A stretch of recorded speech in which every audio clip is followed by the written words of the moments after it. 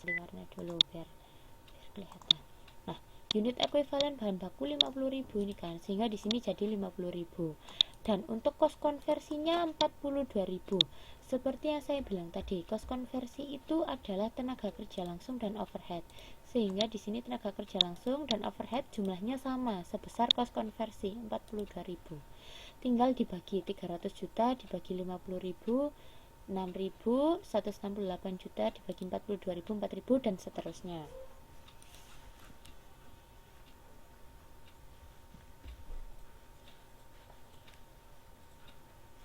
Kemudian tinggal dijumlah 6.000 ditambah 4.000 ditambah 2.000, 12.000. 12.000 ini apa? 12.000 itu adalah harga perkiraan atau ketika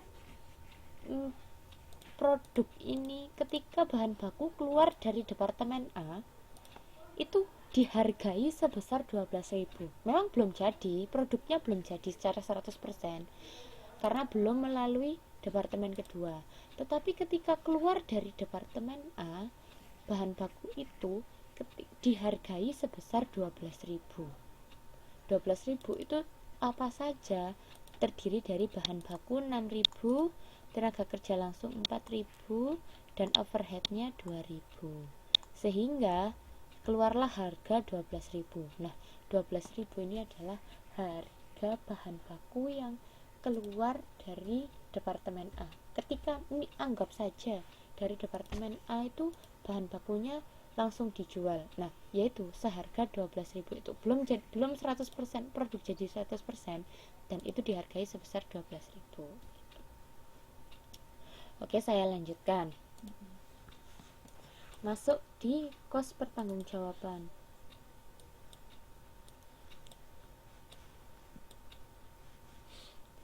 Nah, untuk yang bagian ini tinggal memindah angka saja.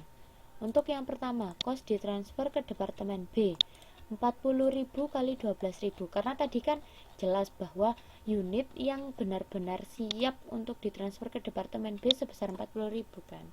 Jadi 40.000 itu tadi yang sudah siap untuk diproses di departemen B sebesar 40.000. Nah, 40.000 itu dikali 12.000 karena sesuai yang sudah saya katakan tadi, ketika bahan baku keluar dari departemen A dan siap untuk ditransfer ke departemen B, itu harganya sebesar 12.000, dihargai sebesar 12.000. Jadi 40.000 itu tadi dikali dengan 12.000 sebesar 480 juta. Kemudian untuk bahan baku yang diekuivalenkan itu harus kita hitung juga. Bahan baku kan 10.000. Nih dari sini 10.000. Jadi 10.000 dikali dengan harganya bahan baku kan dihargai 6.000. Jadi dikali 6.000. Kemudian untuk tenaga kerja langsung dan overhead sama kan, unit ekuivalennya sebesar 2.000. Ditulis 2.000, 2.000. Kemudian dikali dengan harganya masing-masing. Untuk tenaga kerja langsung 4.000 dan untuk overhead pabrik 2.000. 4.000 dikali 2.000. Kemudian dijumlah. Nah, dari yang benar produk bahan baku yang siap ditransfer ke departemen B sebesar 480 juta dan total unit ekuivalen itu dijumlahkan.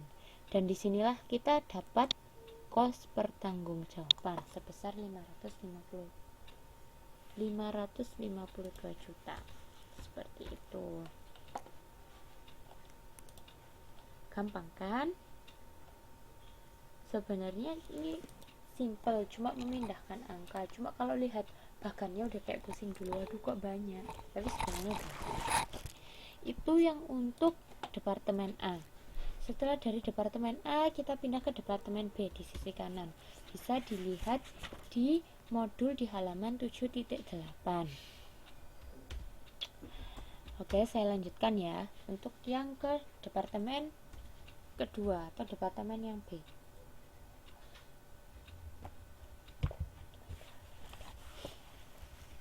Dimulai dari yang pertama, yang paling atas, dari kuantitas. Kita hitung kuantitasnya dulu. Pertama-tama kita harus tahu unit diterima dari departemen A. Tadi kan ada 40.000 unit yang siap diproses di departemen B dari departemen A sebesar 40.000. Kita tulis 40.000. Bentar, saya ganti warna biar enggak bingung. Ini 40.000 dapat dari departemen A tadi yang siap diproses langsung, yang udah jadi dari departemen A, prosesnya beres itu kan 40.000. Kemudian ada unit, di situ ada keterangan bahwa unit ditambahkan ke produksi. Jadi di departemen B itu terdapat penambahan bahan baku ditambahkan sebesar 10.000, sehingga terdapat 50.000 bahan baku yang siap diproses di departemen B. Jadi yang tadi yang dari departemen A yang selesai diproses di departemen A dan siap untuk diproses ke departemen B kan sebesar 40.000, dan di departemen B itu ditambah lagi sebesar 10.000, terdapat penambahan bahan baku sehingga totalnya 50.000. Nah, dari 50.000 ini ternyata yang menjadi produk jadi yang berhasil untuk siap dijual hanya 45.000, dan terdapat 5.000 yang masih dalam proses. Jadi belum selesai diproses, masih ada di departemen B atau masih ada di departemen kedua.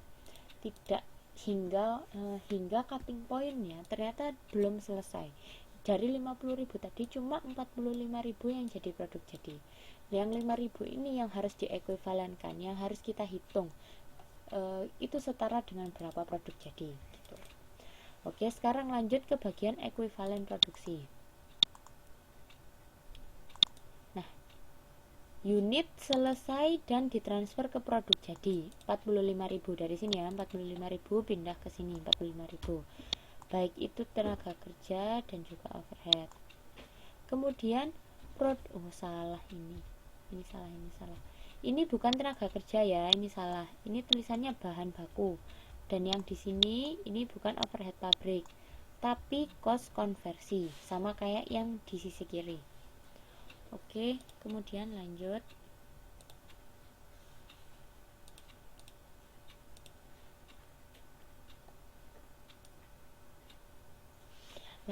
Kemudian produk dalam proses akhir harus diekuivalenkan. 5.000 tadi harus diekuivalenkan. Nah, tadi kan ada keterangan bahwa untuk yang departemen B itu bahan baku 100% dan konversi 70%.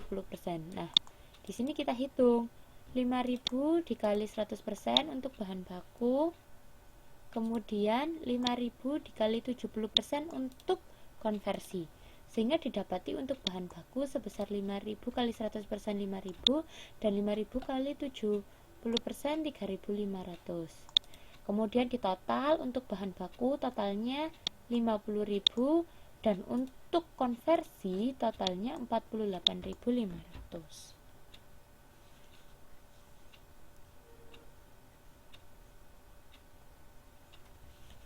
Oke, lanjut ke bagian cost dipertanggungjawabkan.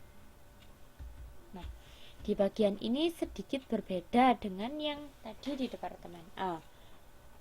Nah, untuk yang di sini kita lihat dulu masing-masing. Tadi kan yang ditransfer masuk 40.000, yang dari departemen A tadi kan 40.000, kemudian yang ditambahkan diproduksi 10.000 kan, sehingga totalnya yang masuk ke departemen B 50.000. Nah, dengan total cost sebesar 480.000. 480.000 ini dapat dari mana? Dari sini. Sebentar. Itu menandakan jumlah nih. Ini menandakan jumlah bahwa terdapat 40.000 yang dari unit yang ditransfer dari departemen A. Kan 40.000 tadi sebesar 480 juta ini, karena 40.000 tadi masing-masing dihargai 12.000 kan, sehingga harganya 480 juta. Ditulislah di sini 480 juta. Nah, untuk unit ekuivalennya, ini kan terdapat 40.000. Dapat dari mana 40.000 ini? Tadi kan yang ditransfer masuk 40.000. Jadi 480 juta ini